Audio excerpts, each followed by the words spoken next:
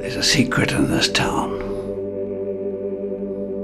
All the old-timers know it, but they won't tell me, because they're all dead.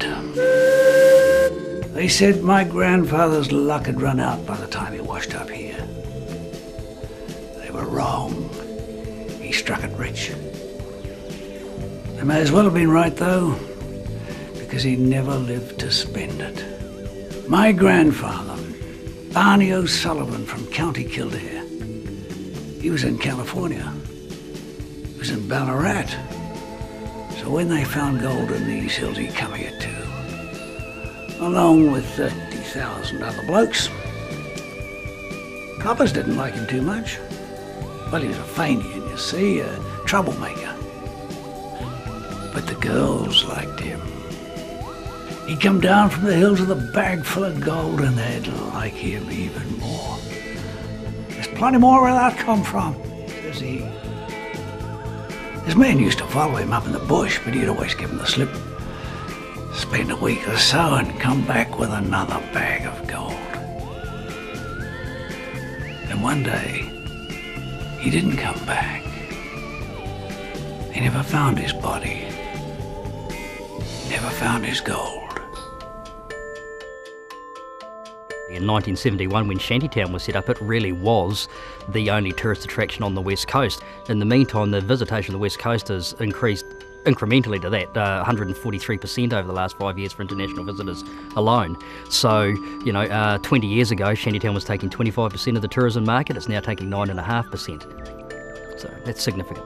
There are a number of experiences that are interactive, but they've been here for pretty much the duration of Shantytown as well. And that's particularly the steam train experience and the gold panning. What we're trying to achieve here is to find a unifying story that visitors, when they arrive at Shantytown, hear the beginning of the story and then want to go on through the whole story and find out everything they can possibly find about it before they leave.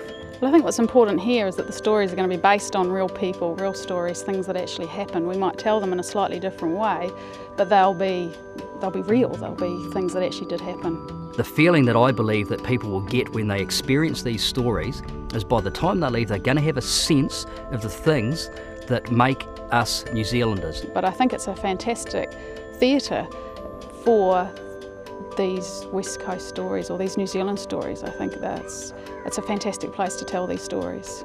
People need to know from the moment they arrive at the car park that they're going to have an experience. In the same way that theme parks do this, as you buy your ticket, you're told the story. So you get the story right up front, which means that the entrance attraction has to be big, it has to be bold. We have to work really, really hard to engage people in these experiences that we want them to have, and there are really interesting ways of doing that. Well, the concepts we want to come up with is to bring the town to life by populating it with the people who would have lived in a town like this in any given period. Let's say we're talking about the Gold Rush period. Oh, I love the Gold Rush period. I love that when it was all chaotic and rough and tumble and there was all these really interesting people. So let's bring them back. And I know nobody can afford to dress up the entire community of the West Coast in period costumes and have them appear here every day. So let's make them virtual. Let's use some of the new technologies that are available, technologies in apparitions and projection, in audio, to bring some life to the town. Not every single place will be fully treated, but you'll certainly get the idea that this place is populated by ghosts. We want to build an object theatre which tells the authentic story of the West Coast as reflections in the mirror, as things that appear from rooms upstairs, as things that happen in the room itself, but all genuine, all the genuine history of the West Coast.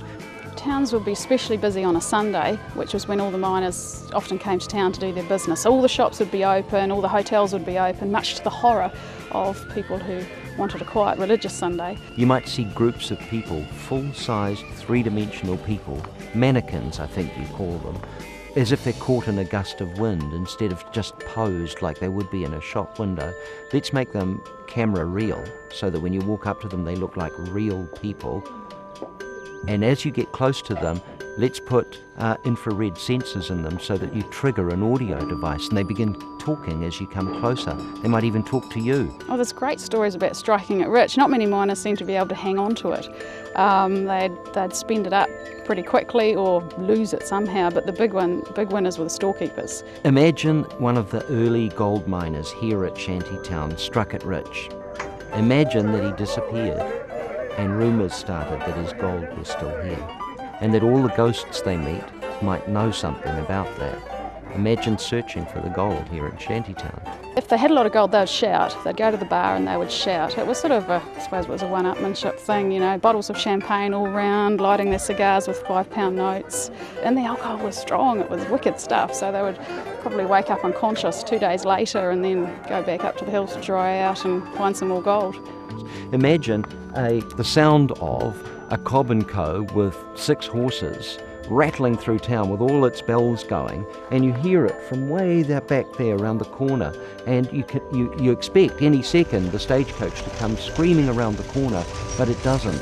All you see is little puffs of smoke where the horses' hooves would have been, and if you look in the windows you just see it reflected just for a second. It's a ghostly Cobb & Co. stagecoach. In the hospital, instead of seeing the little girl in the iron lung, you see a projection where her face would have been, and she's looking at you, trying to get her breath. It's a set, and on the set you can recreate whatever you like. We can create that spell here. We can create a theatre where people can engage with the experience and take themselves out of the rest of their lives for a couple of hours while they're here.